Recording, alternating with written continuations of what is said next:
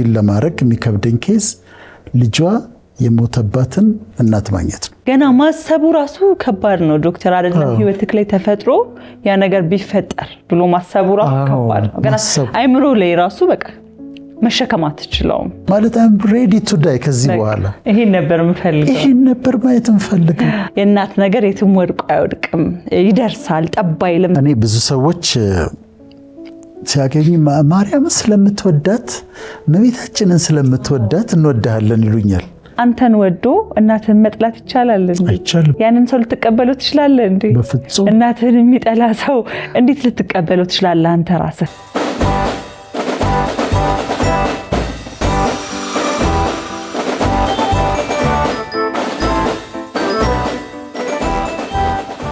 ሰላም ተመልካቾቻችን እንደምን አላችሁ? እነሆ የእውቀት አለማዞር ሳምንታዊ ፕሮግራማችን በሰዓታችን ተጀምሯል። ዶክተር እንዴት ነህ? ደህና ነኝ ፕኔል። እንዴት አለሽ? ጾሙ በደንብ አለፈ? ጾሙ ቆንጆ አለፈ፣ ቆንጆ ነበረ። እንግዲህ እንደምናውቀው ላለፉት ወራት መላው ሀገራችን ማለት ይቻላል በሁሉም እምነት ጾም ነበረ፣ እየተጾመ ነበረ። በእስልምና እምነት ተከታዮች ዘንድ የነበረው ጾም አንድ ወር ሞልቶ ተፈታ፣ በዓልን አከበሩ። ከዛ በኋላ ደግሞ በክርስትና እምነት ዘንድ ደግሞ ያለው ጾም አሁን ማገባደጃው ላይ ነው የምንገኘው። እውነት ነው። ዛሬ በብዛት በክርስትና እምነት ተከታዮች ዘንድ ጾም ጸሎት የሚደረግበት የሚሰገድበት ፈጣሪ በብዙ የሚታሰብበት ዕለት ነውና እኛም የምንነጋገረው ሐሳብ እንግዲህ ካለንበት ቀን ጋራ የተገናኘ ሐሳብን ነው ወደ ተመልካቾቻችን ይዘን የመጣ ነው ዶክተር። ከሁለት ቀን በኋላ ደግሞ ትንሣኤ ፋሲካ በጣም ስለዚህ መልእክታችን ሲደርስ ለሁሉም ይሆናል። በስቅለት ቀንም ሲተላለፍ ለፋሲካም ለትንሣኤም ደግሞ ይሆናልና ሁሉንም እንኳን አደረሳችሁ እንላለን ተመልካቾቻችን። መልካማው ቀደም ብለን እንግዲህ ተመልካቾቻችንን እንኳን አደረሳችሁ እንላለን። ዘንድሮ በጣም ደስ ያለኝ ዶክተር እንደነገርኩ በእስልምናው እንዲሁም ደግሞ ከበፊት ጀምሮ በክርስትናው ይደረጋል። የወንጌላውያን እምነት ተከታዮችም ደግሞ ዘንድሮ ጾም አውጀው ነበር። ለአንድ ወር እየተጾመ ነበርና ደስ ይላል። እንደ ሀገር በህብረት በአንድ ላይ ሲጾም ሲጸለይበት የነበረ ወር ነውና ፋሲካ ደግሞ ደርሶ አሁን ትንሣኤውን ልናበስር ነው። ያው ከወዲሁ እንኳን አደረሳችሁ ብለናል። የዛሬ መነጋገሪያ ሐሳባችን እንደነገርናችሁ ከበዓሉ ካለንበት ወቅት ጋራ የሚገናኝ ነው። ግን እንደ መጀመሪያ የምናነሳው ምንድነው? ዛሬ ስለ እናት ነው የምናነሳው። እናት ሲባል የማይንሰፈሰፍ እናት ሲባል ከህይወቱ ጋር የማያገናኝ የእናትን ስሜት የማይጋራ ሰው ይኖራል ብዬ አላስብም። ብዙዎቻችን ስስ ፓርታችን የምናዝንበት የምንናፍቀው የምንደሰትበት ከእናታችን ጋር የተገናኘ ነገር ነውና ዛሬ የምናነሳው የእናት ሐዘን፣ የእናት እንባ፣ የእናት ደስታ፣ የእናት ሐሴት። እንደውም በሀገራችን እናት ትመርቅ ይባላል። ከልብ ነውና የእናት ነገር የትም ወድቆ አይወድቅም ይደርሳል ጠብ አይልም ስለሚባል ዛሬ በእናት ዙሪያ ነው ሐሳባችንን አንስተን መነጋገር የምንጀምረው ዶክተር። አዎ በጣም በጣም ጥሩ ነው ይጀመርሽልን ፕኔል። በእናቶች ዙሪያ እንነሳና ከዛ ወደ አንዲት እናት እንሄዳለን። በኋላ በእኔ ስራ ከምሰራቸው ስራዎች አንዱ ካውንስሊንግ ሳይኮቴራፒ እሰጣለሁ እና የሚመጡት ኬዞች በጣም የተለያዩ ናቸው። ሙድ ዲስኦርደርስ አሉ፣ ዲፕሬሽን፣ ባይፖለር ዲስኦርደር፣ ከዛ ደግሞ ኒውሮቲክ ዲስኦርደርስ አሉ እንደ አንዛይቲ ኒውሮስ፣ የተለያየ አይነት ሳይኮቲክ ዲስኦርደርስ የተለያዩ ይመጣሉ። የፋሚሊ ኢሹስም ይመጣሉ፣ የቤተሰብ ጉዳዮች ይመጣሉ። ልጆችም ያለው በተለይ ቲኔጀር ልጆችም ብዙ ጊዜ ያለው። አሁን በጣም አተኩሬ የሰራው ዲያስፖራዎች ጋር ነው። ምክንያቱም ባለፈው እዛ የነበርኩ ጊዜ ኒዱን ስላየው ብዙ ጊዜ ለነሱ ሰጥቼ ነው የቆየሁት ባለፉት ወራት። እዚሁ ጋር ግን ዶክተር ታናል ብዙ ሰው ዶክተርን ማግኘት እንፈልጋለን። በተለይ እኛ ያው ይታወቃል ለህዝብ እንደ ህዝብ ይሄን ፕሮግራም ህዝቡን ለማገልገል ብለክ ነው ወደ ህዝቡ ዘንድ እየቀረብክ ያለው። ያን ያህልም ጥቅም ላይ ታርጌት ያደረገም አይደለም ፕሮግራሙ፣ ህዝቡን የማገልገል ፕሮግራም ነው። ከዛ ግን በግል አንተን ማግኘት፣ አንተን ማማከር፣ አንተ ጋር መምጣት የሚፈልጉ ሰዎች ብዙ ይጠይቁኛል፣ ቢሮ ይመጣሉና ይህንን ነገር ለሰውም ለማሳሰብ ነው። ይሄ ነገር ካነሳኸው አይቀር ብዙ ጊዜ ፕሮግራማችን ላይ የምናስገባው ኢሜል አድሬስ አለ፣ ስልክ ቁጥር አለና ሰዎች አንተን ማግኘት ከፈለጉ እዛ ኢሜል አድሬስ ላይ መጻፍ እንዲሁም ደግሞ ስልክ ቁጥሩ ላይ በመደወል ከማናጀር ጋር ያለውን ነገር መጨረስ እንደሚችሉ በዚህ ለመመለስ ነው ዶክተር፣ ይቅርታ ስላቋረጥኩ። ሁሉን ባገኝ ደስ ይለኝ ነበር፣ ግን ከጊዜ አንጻር ነውና፣ ግን በዛ ድሬስ ማግኘት ይችላል። እሺ፣ የኢትዮጵያውንም ወደፊት እናስቀምጣለን።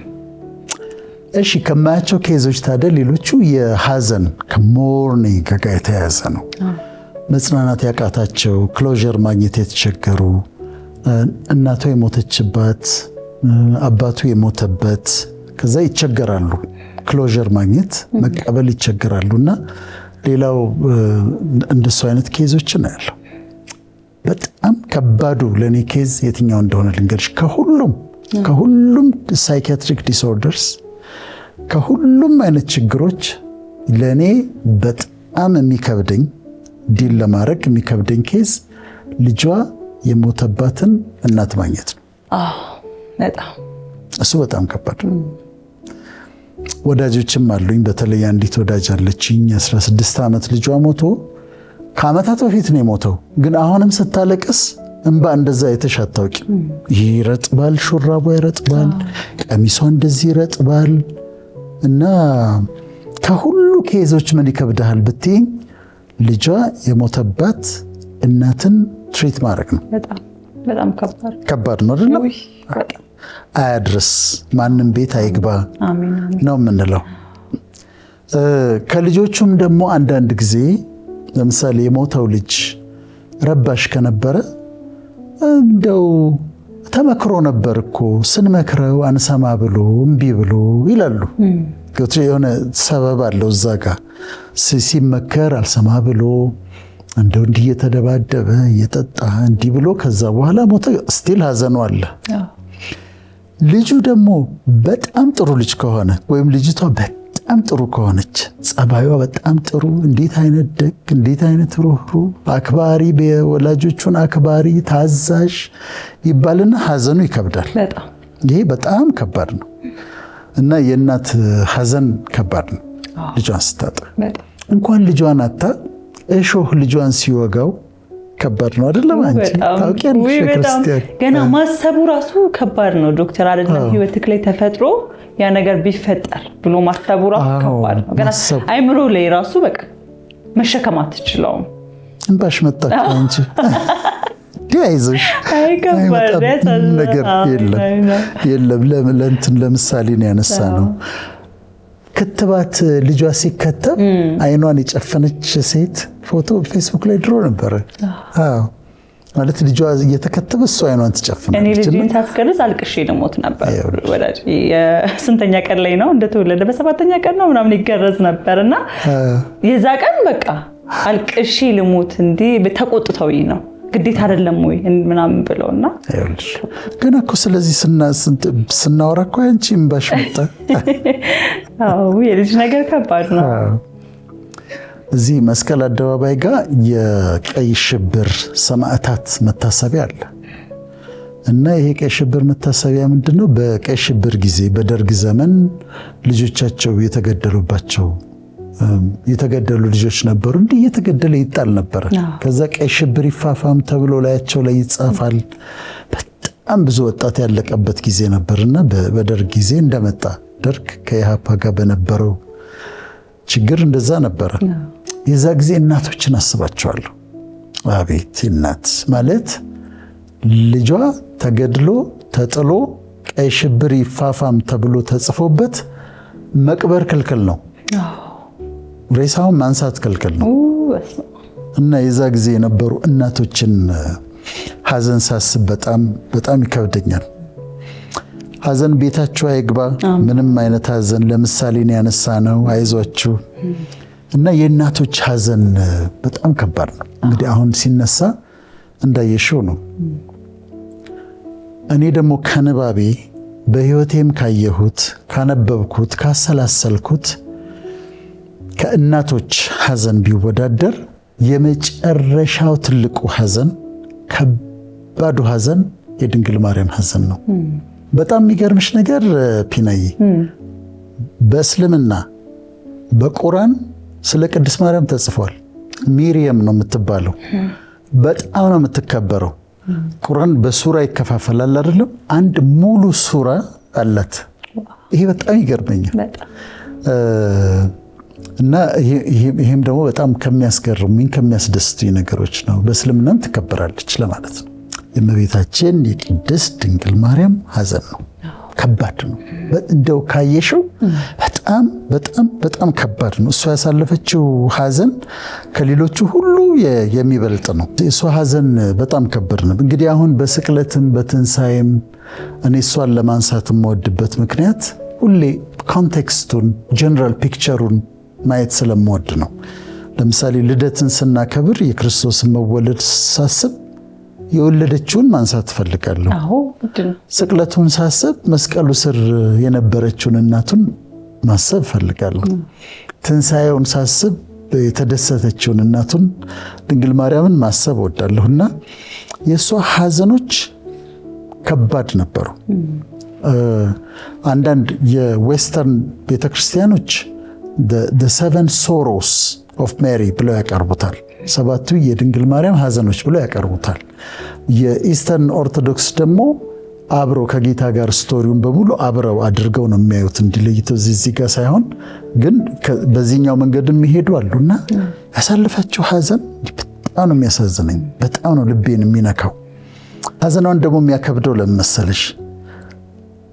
ልጇ ኢየሱስ ክርስቶስ ጌታችን መድኃኒታችን ኢየሱስ ክርስቶስ ተሳስቶ አያውቅም። he made no mistakes at all። አንድም ቀን ተሳስቶ አያውቅም። ቅድም እንዳልነው ነው። አንድንም ሰው ክፉ ነገር ተናግሮ አያውቅም። አንድንም ሰው ጎድቶ አያውቅም። ኃጢአት ሰርቶ አያውቅም። ፐርፌክት ነው እና እሱ ፐርፌክት ስለሆነ ያንን ንጹህ ልጇን ነው ሲሰቀል ያየችው እና ሐዘኗን በጣም ከባድ ያደርገዋል። በጣም ደግ፣ ሩህሩህ፣ ቸር፣ ሰውን የሚወድድ ፍቅር የሆነ ልጇን ነው እና የልጇ አይነትም እኮ አይነት አለው። ይሄ ተናግሮ የማያውቅ ተሳድቦ የማያውቅ ሰው ጎድቶ የማያውቅ ከሰው ጋር ተጣልቶ የማያውቅ ተሳስቶ የማያውቅ ኃጢአት የሌለበት ንጹህ ደግ ነው ልጇ እና የሱን ስለሆነ በዛ ጊዜ ጉዳቱን ያየችው ለሷ በጣም በጣም ከባድ ነው። ምክር አልሰማ አለ የሚባል ልጅ አይደለም እና ያከብደዋል።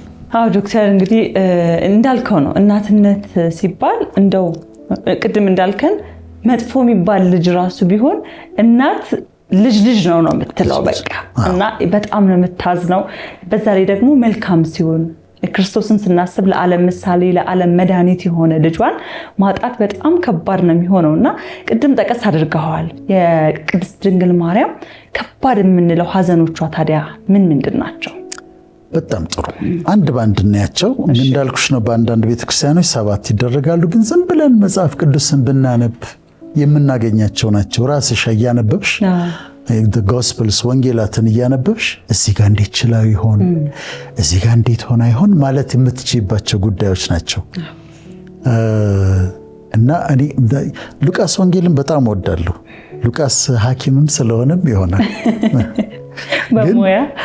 ሉቃስ ምንድነው ያደረገው መሰለሽ? ቴዎፍሎስ ሆይ ብሎ ከመጀመሪያው ጀምሬ ቅደም ተከተሉን ተከትዬ ክሮኖሎጂውን ጠብቄ ጻፍኩልህ ይላል እና ዲቴይል ነው የጻፈው ሉቃስ። ዲቴይል ማንበብ ከፈለግሽ ሉቃስ ወንጌል ነው። ዮሐንስ ቴዎሎጂ ነው። ከአምላክነቱ ነው የጀመረው። ማለት መጀመሪያ ቃል ነበረ፣ ቃል በእግዚአብሔር ዘንድ ነበረ፣ ቃልም እግዚአብሔር ነበረ ብሎ ቃልም ሥጋ ሆነ ብሎ ነው የጀመረው እና ጠንካራ ቴዎሎጂካል ኮንቴንት ነው የምታገኘው። ማቴዎስ ቀራጭ ነበር። ኢንቴንቱ ምንድነው? ሐሳቡ ምንድነው? አይሁድ ክርስቶስን እንዲመጣል ብለው ይጠብቁ ስለነበር ይሄ ነው እኮ እሱ ይሄ ነው ክርስቶስ ብሎ ለማሳመን ነው ባክግራውንዱ የማቴዎስ። የማርቆስ ደግሞ በጣም በፍጥነት የሚሄድ ነው። ከፒክቸር ወደ ፒክቸር ይሄዳል። የመጀመሪያውም ጎስፕል የተጻፈው እሱ ነው ይባላል። አሁን የማቴዎስ ወንጌል፣ የማርቆስ ወንጌል እና የሉቃስ ወንጌል ሲኖፕቲክ ጎስፕልስ ይባላሉ። በንጽጽር ተመሳሳይነት አላቸው፣ ንጽጽር ናቸው። so you call them synoptic gospels። የጎስፕል ኦፍ ጆን ደግሞ ለብቻው ነው እና ዝም ብለሽ እነሱ ጎስፕሎቹን ብታነቢ እንደ ግለሰብ ብታነቢ የምታገኛቸው ሐዘኖች ናቸው። አንደኛ አሁን እንግዲህ ከሷ ቫንቴጅ ፖይንት የሚባላል የምታይበት አንግል ነው። እኛ አሁን ስቅለቱንም ትንሣኤውንም ከሷ አንጻር እያየን ነው ማለት ነው። እሺ የመጀመሪያው ሐዘኗ በነፍስሽ ሰይፍ ያልፋል የተባለችበት ነው። ምንድነው? በሕፃንነት ወስደውታል። ወደ ቤተ መቅደስ ማቅረብ ነበረባቸው። ወደ ቤተ መቅደስ አቀረቡት። እዛ ውስጥ በጣም የተከበረ ስምዖን የሚባል ሰው ነበር። ሽማግሌ ነው እና በጣም የተከበረ አሁንም በክርስትና ውስጥ እጅግ የተከበረ ነውና እሱን ይቀበልና እንግዲህ ክርስቶስን አስቢው እንደዚህ ተቀብሎ ያቅፈዋል። ያቅፈውና ይናገራል። በጣም የሚገርመኝ ነገር ምን አለ መሰለሽ? ከእንግዲህ በኋላ አለ ወደ እግዚአብሔር ነው ባሪያን ታሰናብተዋለህ ማለት አም ሬዲ ቱ ዳይ። ከዚህ በኋላ ይሄን ነበር የምፈልገው፣ ይሄን ነበር ማየት የምፈልገው። በሰዎች ፊት ያዘጋጀውን ማዳንህን አይኖች አይተዋልና ከእንግዲህ በኋላ you can take me ልትወስደኝ ትችላለህ። ባሪያህን ታሰናብተዋለህ።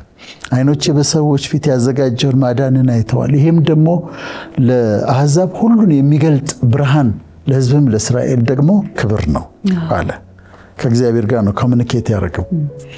ይሄን ይልና ዞር ብሎ ለድንግል ማርያም ይናገራታል። ስፔሲፊካሊ እሷን አድሬስ ያደርጋል። ከዛ ምን አላት? የብዙዎች ልብ ሐሳብ ይገለጽ ዘንድ ይህ በእስራኤል ላሉት ለብዙዎች ለመውደቃቸውና ለመነሳታቸው ለሚቃወሙት ምልክት ተሹሟል አላት። ስለ ሕፃኑ ተናገረ። ከዛ ቀጠልና ባንቺም ደግሞ በነፍስሽ ሰይፍ ያልፋል አላት። ይህንን በአይኮኖግራፊ ሲያስቀምጡት፣ በስዕል ሲያስቀምጡት በጦር ልቧ ተወግቶ ነው የሚያሳዩት። ማለት ጦር ወግቷት በነፍስሽ ሰይፍ ያልፋል ማለት ልብሽ ይወጋል፣ በጣም ከባድ ሐዘን ይገጥምሻል ማለት ነው። ይህ አሳዛኝ ነው። መቼም ሰዎች መልእክት ነግረውን ያውቃሉ። እንዲህ ሊሆንልሽ ነው እንዲህ የምንቀበላቸው አሉ፣ ማንቀበላቸው አሉ። ከዛ እኔ ስንት መከራ አሳልፌ አንድ ቀን አንዲት ሴት ደወለችና መልእክት ነገረችኝ። በፊትህ መከራ አለ አለች። የለም አልኳት። በቃ ጨርሻለሁ። የለም አልኳት። ተከራከርኳት። አንድ መከራ የለም አልቀበልሽም አልኳት። ምክንያቱም በፊትሽ ችግር አለ ሲባል ይጨንቅሻል። በፊትሽ መከራ አለ ሲባል ይጨንቅሻል። ከአስቸጋሪ ነገር ከፊትሽ አለ ከተባልሽ በጣም ይጨንቃል። ከባድ ነው። እሷ ምንድን ነው የተባለችው? ሰይፍ በነፍስሽ ሰይፍ ያልፋል ነው የተባለችው። ይሄ ከባድ ሐዘን ነበር ማለት ፊውቸሯ ውስጥ መከራ እንዳለ፣ ፊውቸሯ ውስጥ ስቃይ እንዳለ፣ ወደፊት የሚገጥማት ከባድ ሐዘን እንዳለ ነው የተነገራትና አንዱ በከፍተኛ ደረጃ ልታዘን የምትችልበት ቦታ ይሄ ነው። ገና ከመጀመሪያው ነው ያወቀችው ማለት ነው። ገና ከመጀመሪያው የጀመረችው። አዎ። ሁለተኛው ሐዘኗ ወደ ግብጽ የተሰደዱት ነው። እንደምታስታውሹ ሰብአ ሰገል መጡ። ሕፃን ተወልዷል፣ ንጉሥ ተወልዷል አሉ። ከዛ ሄሮድስ ሰማ፣ ንጉሥ ነበር፣ በጣም ደነገጠ ይላል። ደነገጠ ሄሮድስ እና የታለ የተወለደው ንጉሥ ወዴት ነው ብለው ጠየቁት። ከዛ ሲሄዱ ምን አላቸው? እናንተ ሂዱ ፈልጉትና ባገኛችሁት ጊዜ ንገሩኝ፣ እኔም መጥቼ ልሰግድለት ፈልጋለሁ አለ። ግን ሊገለው ነው የፈለገው። አሁን እነሱ ሄዱ። ከዛ ትተውት እንደሄዱ ባወቀ ጊዜ ሕፃናትን ሊያስገድል ተነሳ።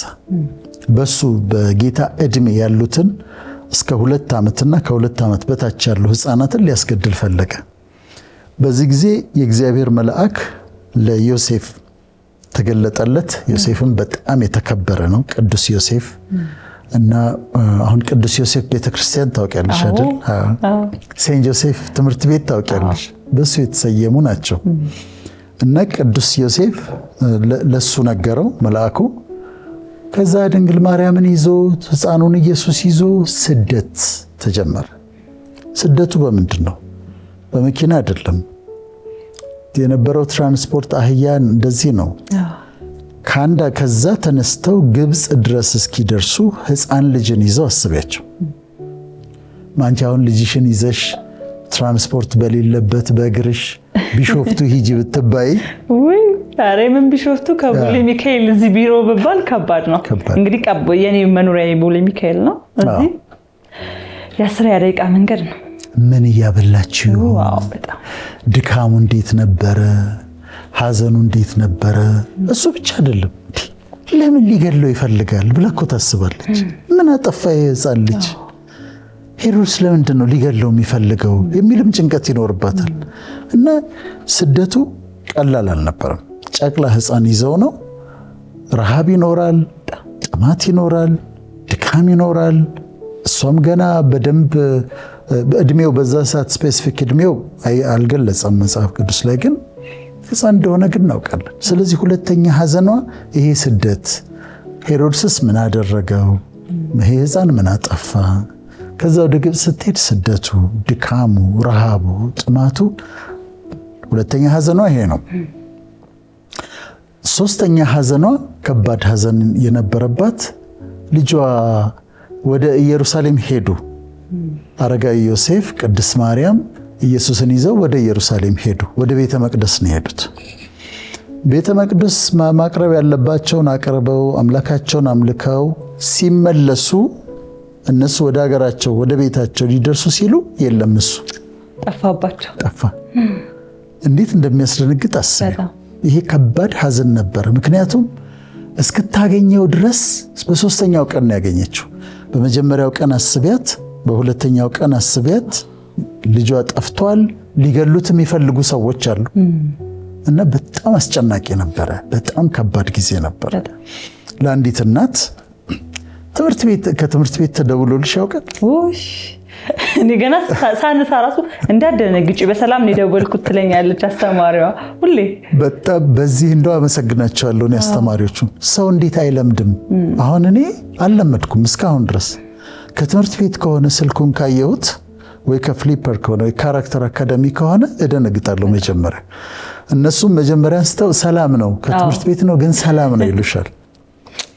አሁን ስልክ የሚያስደነግጥሽ እናት ልጅ ጠፍቶ አስቢው። ልጅ ጠፍቶ በጣም ከባድ ነው እና ሶስተኛው ቀን ያገኘችው ከሷ ከባድ ሐዘኖች፣ ጭንቀቶች አንዱ የቅድስት ማርያም የድንግል ማርያም ይሄኛው ደግሞ ነበረ። አራተኛ ከንባብ ነው። እነዛ ሰባት ውስጥ ይሄ አይካተትም፣ ግን እንዲሁ ስታየው ግን በአገልግሎቱ ላይ እያለ ምን ይሉታል? አጋንንት አለበት ይሉታል። በአጋንንት አለቃ በቤኤልዘቡል ነው ኢየሱስ ክርስቶስ። ኢየሱስ በአጋንንት አለቃ ነው አጋንንት የሚያስወጣው እያሉ ያስወሩበታል። ይህን ትሰማለች። ከዛ ፈሪሳውያኑ ሰዱቃውያኑ በተንኮል ሊይዙት እንደሚፈልጉ፣ እንዴት እንደሚቃወሙት፣ እንዴት እንደሚያሳድዱት፣ ሊገድሉት እንዴት እንደሚፈልጉ ትሰማለች። ባስተማረ በሰበከ የእግዚአብሔር መንግስት 5000 ሕዝብን በመገበ አይነ ስውሩን ባበራ ጆሮም በከፈተ የሞተውን ባስነሳ፣ ግን በአገልግሎቱ ዙሪያ ነቀፌታ ነው ያለው። በቃ ሊሰድቡት ነው ይፈልጉት፣ ሊጣሉት ነው ይፈልጉት፣ ሊገሉት ነው ይፈልጉት፣ ቤኤልዘቡል አለበት ይላሉ። ይሄን ትሰማለች። ይሄ ከባድ ሐዘን ነው ለአንዲት እናት። ልጇ ላይ እንደዛ አይነት ነገር ሲወራ ለአንዲት እናት በጣም ከባድ ነው። እሷም እንደሆነ ታውቃለች፣ ግን የምትሰማው ነገር በሙሉ አስጨናቂ ከባድ ሐዘን ነው። ይሄኛውም እነዛ ሰባት ውስጥ የለም፣ ግን ከንባብ የምታየው አምስተኛው እኔ እንደ ሳይኮሎጂስትም በጣም የሚከብደኝ እሷን ሳስባት፣ እመቤታችን ቅድስት ድንግል ማርያምን ሳስባት፣ እንደ ስነ ልቦናም ባለሙያ ሳስባት በጣም የሚከብደኝ ህዝቡ በጩኸት ይሰቀል ይሰቀል ይሰቀል እያለ ሲጮህ የሚከራከር የለም። ጲላጦስ ይጠይቃል፣ ለምንድን ነው የሚሰቀለው? ንጉሳችሁ ነው። ንጉሳችን አይደለም፣ ስቀለው። በዓመት አንድ ፈታላችሁ ዘንድ ወጋለኝ፣ ልፍታላችሁ ይህን ኢየሱስ። በርባንን ፍታልን። በርባን እኮ ነፍሰ ገዳይ ነው፣ ነፍስ ገድሎ የታሰረ ነው። እና በርባንን ፍታልን፣ ይሄንንስ ስቀለው።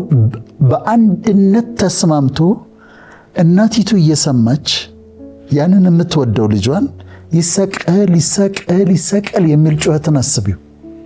እንዴት ትራውማታይዝ እንደሚያደርግ የእናትን አእምሮ እንዴት እንደሚጎዳ አለች። እዛ ሲጮሁ ይሰቀል እያሉ ሲጮሁ ድንግል ማርያም አለች። ልጇ ነው፣ ንጹሕ እንደሆነ ታውቃለች። ያ ሁሉ የበላ የጠጣ የተፈወሰ የዳነ ተሰብስቦ ይሰቀል እያለ ሲጮህ በጣም ከባድ ነው። ስለዚህ ይሄም ለእኔ እጅግ ትልቅ ሐዘኗ ነው ብዬ እላለሁ። ስድስተኛው ይሄ አሁን ዌስተርን ቸርቾች ከዋናዎቹ አንዱ ያደርጉታል። ያ ባለፈው ስለ ቬሮኒካ ስናወራ ስለ ቅድስት ቬሮኒካ ስናወራ ቪያ ዶሎሮሳ ብለናል አይደለም? እዛ ጋር አሁን 6ኛው ስቴሽን ላይ ቅድስት ቬሮኒካን ያገኘበት ነው። ለማስታወስ ያህል የተፈረደበት መጀመሪያ፣ 2ኛ መስቀል የተሸከመበት፣ 3ኛ ከብዶት የወደቀበት፣ 4ኛ እናቱን ያገኘበት፣ 5ኛ ስምዖን መስቀሉን የተሸከመበት፣ 6ኛ ቬሮኒካ ፊቱን ያበሰችበት፣ 7ኛ ለ2ኛ ጊዜ የወደቀበት፣ 8ኛ እናቶችን ያገኘበት፣ 9ኛ ለ3ኛ ጊዜ የወደቀበት፣ 10ኛ ልብሱን የወሰዱበት፣ 11ኛ ሚስማር የተመታበት፣ 12ኛ የተሰቀለበት፣ 13ኛ ከመስቀል የወረደበት፣ 14ኛ የተቀበረበት ነው። አሁን ከነዚህ ውስጥ ደግሞ በጣም ከባዱ ሲን 4ኛው ነው ለኔ።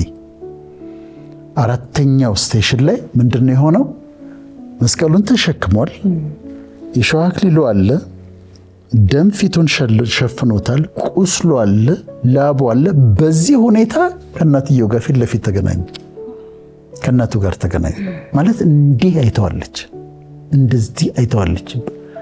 ደም ለብሶ የሸዋ አክሊል አድርጎ መስቀሉ ከብዶት እየተንገዳገደ እናትየው እንደዚህ ቆማ አይተዋለች። እኔ የተሰጣት ጸጋ ያስገርመኛል። ማንም እናት እዛ ጋር ራሷን ስታ ትወድቃለች፣ ግን ይህንን አይተዋለች እና በጣም ከባድ ነበረ። እኔ The Passion of the Christ የሚለው ፊልም አለ አይደል? ማየት እንደምቸገር ታውቂያለሽ? የመጀመሪያ ያየሁት ጊዜ አይ ቲንክ የሆነ ጄኔቫ ስዊትዘርላንድ ነበርኩ ለሆነ ስራ ሄጄ እና አንድ ጓደኛዬ ጋብዞኝ ገብቼ እንደዚህ ብያለሁ። ፊቴን ሸፍኝ፣ አይኔን ሸፍኛለሁ። ማየት ተቸግሬ ነበር። አሁንም በየመዝሙሩ ሲያስገቡት ይከብደኛል። እኛም ልጅ እያለን ይከፈት ነበር፣ በየሰፈሩ በስክሪን ይከፈት ነበረ። ነገ ትንሣኤ ሊሆን የስቅለት ዕለት ወይ ደግሞ ቅዳሜ ይከፈት ነበርና እኔ ራሱ ይገርመኛል። ሁሌ ሳያው አለቅሳለሁ። ሁሌም እንደ አዲስ ነው ማየውና ከባድ ነው።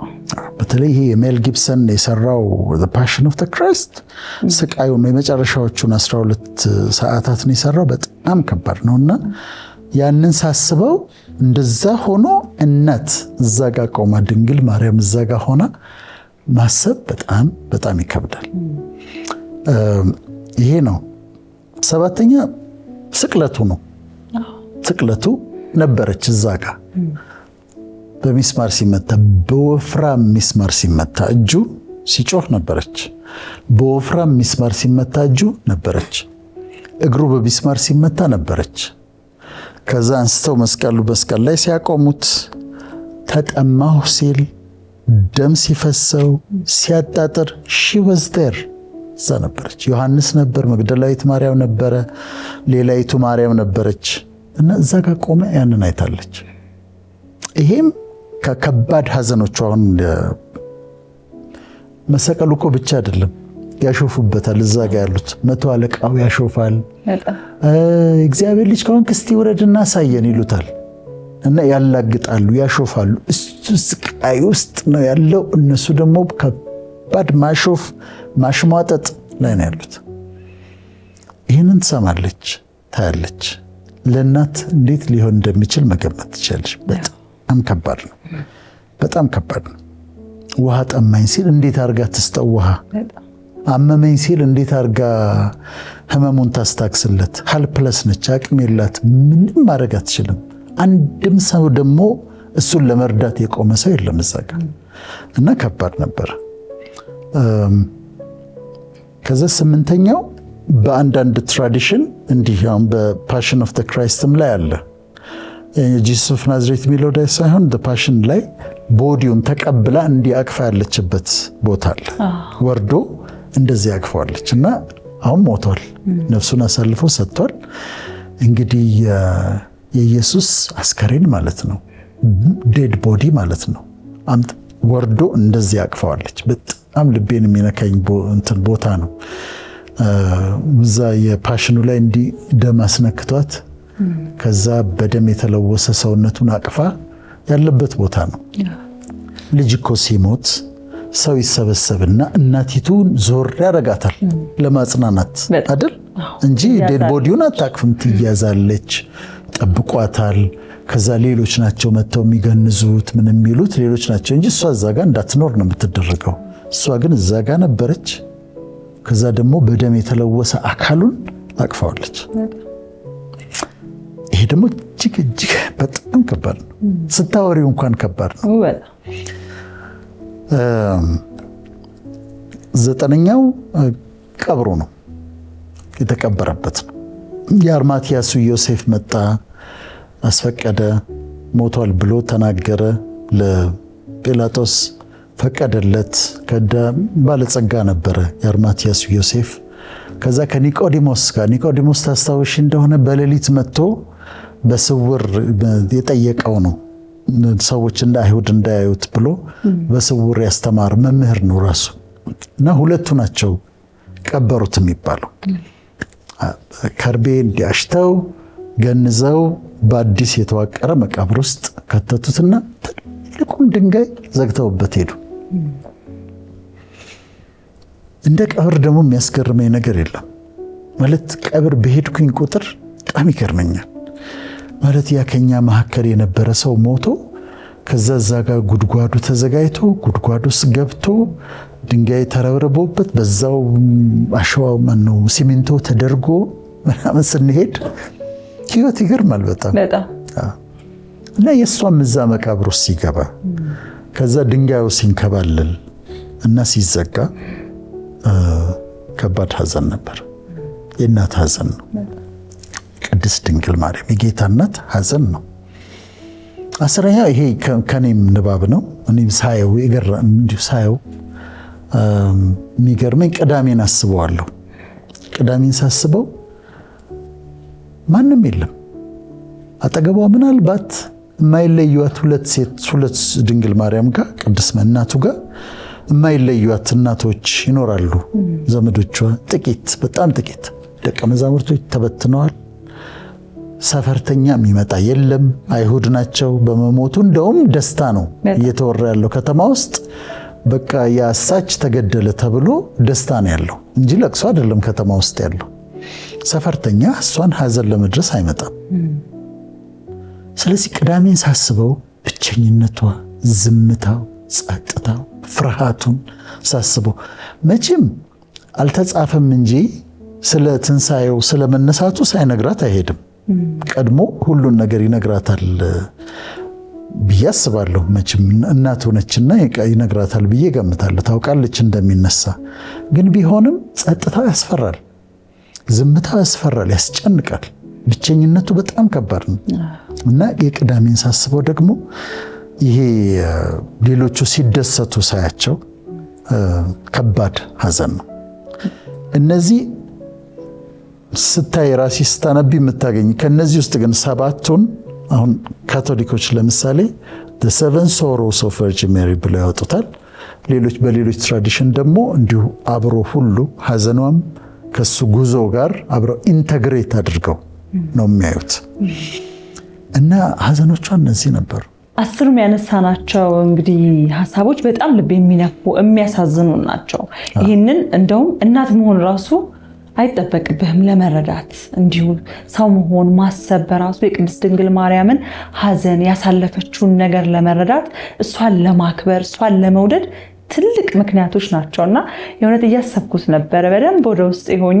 እኔ ደግሞ በተለይ እናት አይደለው በእናት ቦታ እያደረኩ ሳስበው ደግሞ በጣም ከባድ ትልቅ ሐዘንን አሳልፋለችና ደስ የሚለው ግን ሐዘን ብቻ አልነበረም ማለት። እስኪ ደስታውስ እንዴት ነው? የእናት ደስታም ብለናል መግቢያችን ላይና ከሐዘኑ በኋላ የነበረው ሐሴቱ፣ ደስታው እሱ ሲያሳለፈችው ነገር ምንድን ነው ዶክተር?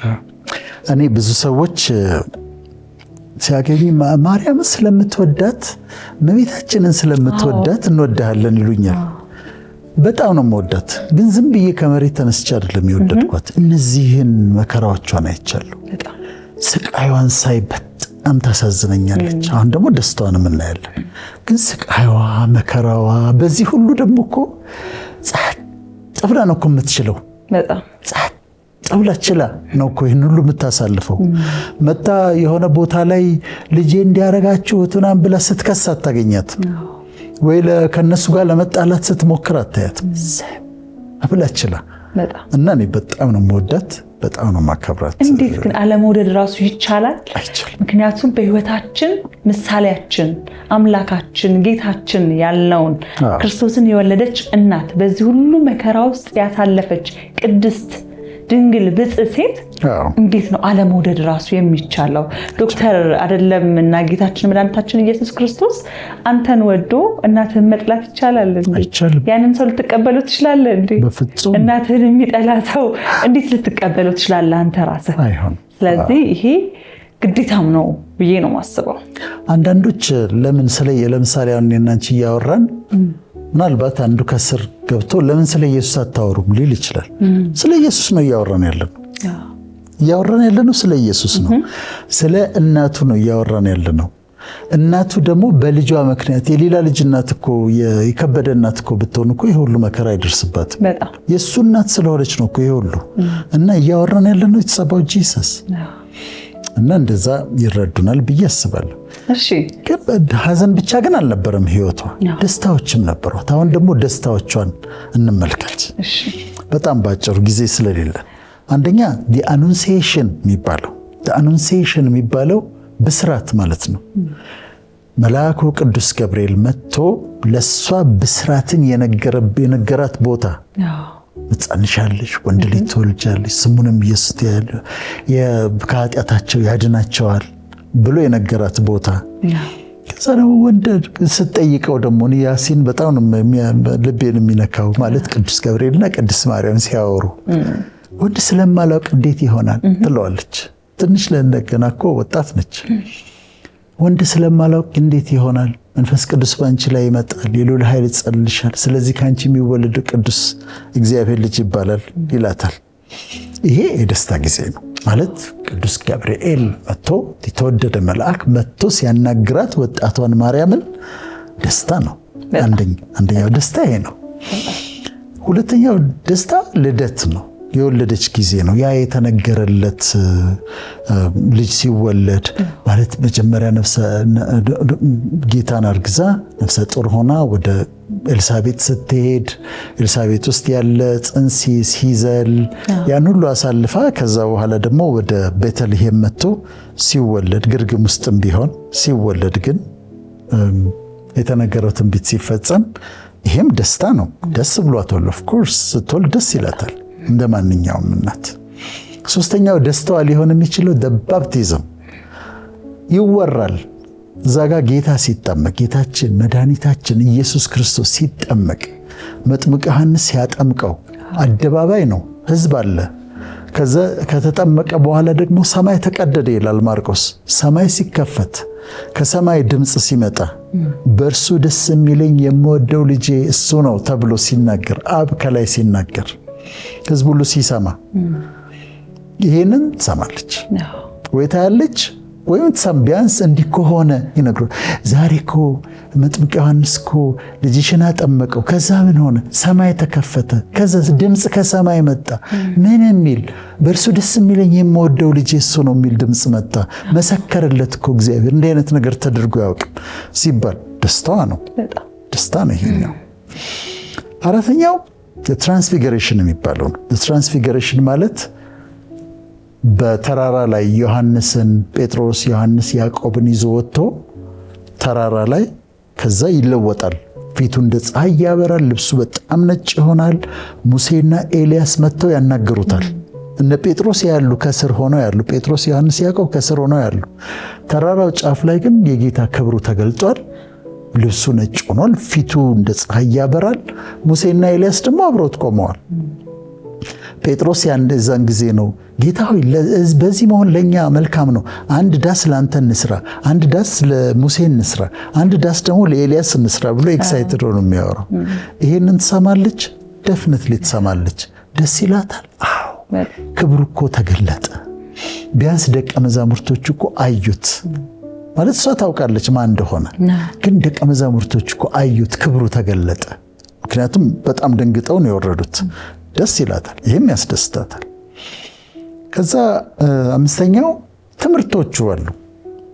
የሚያስተምረው ትምህርት አረ እንደ ፈሪሳውያን አይደለም የሚያስተምረው፣ እንደ ሰዱቃውያን አይደለም የሚያስተምረው። ሲያስተምር እንደ ባለስልጣን ነው የሚያስተምረው፣ በኦቶሪቲ ነው የሚያስተምረው። ዛሬ እኮ የተራራውን ስብከት ሰበከ። ቢያቲቲዩድስ የሚባሉት አሉ። ብሌስድ አር ዩ እያለ የተናገራቸው፣ ብሩክ ናችሁ እያለ የተናገራቸው ቢያቲቲዩድስ ይባላሉ። የተራራው ስብከት ደግሞ ሰርመን ኦን ዘ ማውንት ይባላል። ዛሬ ያስተማረው ትምህርት፣ ዛሬ የሰበከው ስብከት እያሉ ይነግሯታል። ደስታ ነው፣ በዚህ ትደሰታለች። ስድስተኛ ተአምራቶቹ ማለት ጭቃ ቀብቶ አይን ላይ አይን ቀብቶ አይን ሲበራ ሲፈወሱ ማየት። ልትድን ትወዳለህ ብሎ 38 ዓመት የተኛውን እግሩ የማይራመደው መጽሐፍ ቅዱስ ስለሚል ነው እዛ ላይ እና ተነሳ ብሎ ሲያስነሳው፣ ጆሮ መስማት የማይችለውን ጆሮን ሲከፍት፣ የሞተውን አልዓዛር ሲያስነሳ 4 ቀን የሆነውን ትሰማለች። የሞተ ሰው እኮ ተነሳ፣ ዛሬ እኮ ዕውር በራ፣ ጆሮ እኮ ተከፈተ፣ አጋንንቶችን እኮ ተንጫጩ፣ ወጡ እኮ የአንተ ማን እንደሆንክ እናውቃለን እያሉ እኮ የጮሁ ወጡ። ይሄ ያስደስታል፣ ማንም እናት ያስደስታል። እና ይሄም ደስታዋ ነበረ ብዬ አምናለሁ። 7ኛ ሆሳና፣ ባለፈው የተከበረው ሆሳና ማለት በአህያይቱ ላይ ሆኖ ሲገባ ልብሳቸውን ሲያነጥፉለት ዘንባባ ይዘው ሲቀበሉት፣ ይሄም ከሚያስደስቷት አንዱ ነው። ትሰማለች፣ እንደዚህ እኮ ሕዝብ ተቀበለው፣ ያው በኋላ ተለወጡና ስቀለው አሉ እንጂ የሚገርም እኮ ነው። ሆሳና ብሎ እኮ ተቀብለውታል እኮ እንደ ንጉሥ ተቀብለውታልና ልብሳቸውን ሲያነጥፉለት ስትሰማ ይሄም ትልቅ ደስታ ነው። 8ኛው ደስታ የእሷ ደስታ የሚሆነው ኦፍኮርስ በጣም ትልቁ ደስታ ሪሰሬክሽን፣ ከሞት የተነሳበት ትንሣኤው በ3ኛው ቀን መግደላዊት ማርያም መታለች። መቃብሩ ጋር ስትመጣ እሷ በጣም ተወደው ነበር። መግደላዊት ማርያም ስትመጣ መቃብሩ ባዶ ነው። መቃብሩ ባዶ ሲሆንበት እዛ ጋር ሰው አየችና አትክልተኛው መስሏት ይላል። እንደው ማን የወሰደው አንተ ወስደኸው እንዳይሆን ስትለው ከዛ ይታወቃታል። ረቡኒ ትላለች። ከዛ ታየዋለች፣ የተነሳውን ኢየሱስን ታየዋለች። ከዛ ሄዳ ለደቀ መዛሙርቶቹ ትነግራለች። ጴጥሮስና ዮሐንስ እየሮጡ ይመጣሉ። ባዶ ነው። ድንጋዩ ተንከባሏል። መቃብሩ ባዶ ነው። የተገነዘበት ጨርቅ ብቻ እዛ ጋር አለ። በዚህ ላይ ደግሞ መላእክቶች አሉ። ቅዱሳን መላእክቶች እዛ ጋር ሆነው ሕያውን ከሙታን መካከል ለምን ትፈልጋላችሁ? እሱ እኮ ተነስቷል። ይሄ እኮ በጣም የሚያስደንቅ እጅግ በጣም የሚያስደስት ነው። ከዛ ራሱን ደግሞ ለእነሱም ይገልጥላቸዋል። በተዘጋ በሩ በተዘጋበት ድንገት አፒር ያደርጋል፣ ገለጥላቸዋል። ቶማስ ይጠራጠራል። በሌላ ቀን እንደገና ይመጣና በል ጣትህን አምጣ አስገባ ይለዋል። ያመንክ እንጂ ያላመንክ አትሁን ብሎ ጎኑም ውስጥ እጁም ውስጥ ያስገባት። ትንሣኤው ለቅድስት ማርያም ያስደስታታል በጣም ያ ሁሉ ዋጋ ከፍላ ያንን ሁሉ መከራ አይታ የትንሣኤውን ስታይ ትልቅ የደስታ ቀኗ ነው ለቅድስት ማርያም። ከሱ አልፎ አሁን ለሁላችንም ሆኗል። ይሄው እያከበርን ነው። ሁላችንም ትንሣኤውን ስናስብ ሐሴት እናደርጋለን፣ እንደሰታለን። ትልቅ ቀን ነው ለኛ ትንሣኤ ቀን በህይወታችን ውስጥ ነው። በጣም ለሁላችንም ይሄው ከ2000 ዓመትም በኋላ እያሰብነው እናከብረዋለን። ምንም ጥርጣሬ የለንም ለክርስቲያኖች እና በጣም በጣም ደስ የሚል ነው። ሌላ ግን ደስታ አላት። 9ኛው ደስታ እሺ አሴንሽን የሚባለው እርገት ነው። እርገቱ ነው ማለት ወደ ደብረ ዘይት ተራራ ሄደው እዛ ተራራ ላይ ሄጃለሁ እኔ። ከዛ ሁሉም ተሰብስበው ደቀ መዛሙርቶቹ ተሰብስበው ከዛ ወደ ላይ እንደዚህ አሁን ዝም ብለሽ ኢማጂን አድርጊው፣ ብድግ ብሎ ወደ ሰማይ ሲያርግ አስቢ። በጣም ፋሲኔቲንግ ሲያርግ፣ ከዛ ዳመና ሲቀበለው፣ ከዛ ደግሞ መላእክቶች እዚህ ጋር አሉና እነሱ ምን ይላሉ? ይሄ ኢየሱስ ሲሄድ እንዳያችሁት እንዲሁ ይመጣል። ስለ ዳግም ምጽአቱ ደግሞ ይናገራሉ እና እርገቱን ይነግሯታል። ወደ ሰማይ እኮ አረገ፣ ደመና ተቀበለች፣ ወይም ደግሞ እዛ ጋር ነበረች እና አይታለችና እጅግ የሚያስደስታት ነው። በጣም የሚያስደስት ነው። የመጨረሻው እሷ ራሷ የነበረችበት እሷ ራሷ አብራ ትጸልይ ነበር። አሁን ሁሉንም ይቅር ብላ ከ120ዎቹ ጋር አብራ ትጸልይ ነበር። እየጸለየች ግን የመንፈስ ቅዱስ ወረደ። ፕራክሊቶስ ይባላል ፔንቴኮስት። መንፈስ ቅዱስ ወረደ እና ያ የተከፈለበት እሷም ዋጋ የከፈለችበት ወንጌል የእሱም ደግሞ ያ ስቃይ ሞትና ትንሣኤውን የሚናገሩ ሐዋርያት ኢምፓወርድ ሆነው መንፈስ ቅዱስን ተቀብለው ጎስፐል ሊሰብኩ ወጡ እና በአንድ ጊዜ 3000 ሰው በአንድ ጊዜ አምኗል። እዛ ከተማ ውስጥ ጴጥሮስ ቆሞ ሲናገር ሲሰብክ 3000 ሰው በአንድ ጊዜ አምኗል። እና ደስታዎቿ ደግሞ እነዚህ ነበሩ። የሚያስገርም ነው። በጣም ነው የምደነቀው። እኔ ጌታ ጌታ ነው። እኔ ክርስቲያን ነኝ። በጣም ነው የማምነው በኢየሱስ ክርስቶስ ሞትና ትንሣኤ። ኢየሱስ ክርስቶስን መድኃኒታችን ኢየሱስ ክርስቶስን በጣም ነው የምወደው፣ የማከብረው፣ የማመልከው። አይ ወርሺፕ ሂም አምላኬ ነው የምለው። ግን ደግሞ እናቱን ደግሞ አከብራታለሁ በከፈለችው ዋጋ መጠን፣ በባህሪዋ መጠን በጣም ከልብ ይወዳታለሁ፣ አከብራታለሁ። በዚህ ፋሲካም ደግሞ እሷን ማንሳት ተገቢ ነው እላለሁ። በጣም እናመሰግናለን ዶክተር። እንግዲህ በስቅለት ዕለት ዛሬ ስለ ቅድስት ድንግል ማርያም አንስተን በክርስቶስ ሕይወት ውስጥ የከፈለችውን ዋጋ፣ ድካሟን፣ ልፋቷን፣ ሐዘኗን፣ ለቅሶዋን እንዲሁም ደግሞ ደስታዋን፣ ሐሴቷን ያሳለፈችውን ነገር በአጠቃላይ አንስተን ወደ ተመልካቾቻችን ደርሰናል። ልንጨርስ ነው ዶክተር። በመጨረሻ እንግዲህ ይህንን ያነሳንበት ሀሳባችን ዋናው መልእክታችን ምንድን ነው? በዛሬ ዕለት መጨረሻ ላይ አንድ ፖይንት ልናገርና ብጨርስ። እሱም መሰለሽ የእመቤታችን ቅድስት ድንግል ማርያም የተለያየ አስተምሮ ቴዎሎጂካል ዲፍረንስ አለ። ሌሎች ልጆች ከኢየሱስ በኋላ ነበሯት ብለው የሚያስተምሩ አሉ። አይ ብቸኛ ልጇ ኢየሱስ ክርስቶስ ነው ብለው የሚያስተምሩ አሉ። የእኔ እምነት በንባቤ በጥናት የሚያሳምነኝ የማውቀው እመቤታችን ቅድስት ድንግል ማርያም አንድ ልጅ ብቻ ነው ያላት። ሌሎች ልጆች አልወለደችም። አንድ ልጅ ብቻ ነው ያላት። እሱም መድኃኒታችን ጌታችን መድኃኒታችን ኢየሱስ ክርስቶስ ነው። ወንድሞች እህቶች ተብለው የተጠቀሱ አሉ። እነሱ ግን የቅድስት ማርያም የእህቷ ልጆች፣ ዘመዶች፣ በአይሁድ ባህል ያጎት ልጅ ያክስት ልጅ ከዝንስ የአክስት ልጅ ያጎት ልጅ ወንድም እህት ይባላል። እና ልክ እንደዛ ነው የኢየሱስ ወንድሞች ሲባል እንደዛ ነው። የኔ መረዳት ይሄ ነው። በዚህ ነው ማምነው ለማለት ነው። ግን ልዩነታችንን አከብራለሁ ከዚህ የሚለዩት ጋር እና ይሄ ትልቅ በዓል ነው። በዓሉ አሁን በጣም ታላቅ በዓል ነው። ተመልካቾቻችንን እንኳን አደረሳችሁ እላለሁ። እንኳን አደረሳችሁ። እንግዲህ ዶክተር መልእክቱን አስተላልፏል። እኔም ከወዲሁ እንኳን አደረሳችሁ።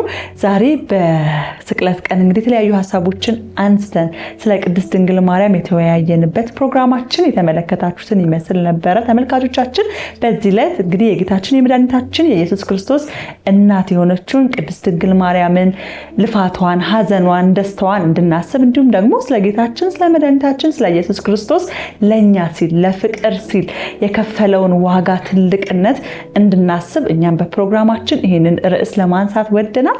አብራችሁን ስለነበራችሁ አብራችሁን ስለቆያችሁ እጅግ አድርገን እናመሰግናለን። መጪው በዓል የሰላም የደስታ የፍቅር እንዲሁም ደግሞ የተከፈለልንን ዋጋ የምናቅበት የምናስብበት ይሁንልን። አብራችሁን ስለነበራችሁ እጅግ አድርገን እናመሰግናለን። መልካም በዓል፣ መልካም ጊዜ።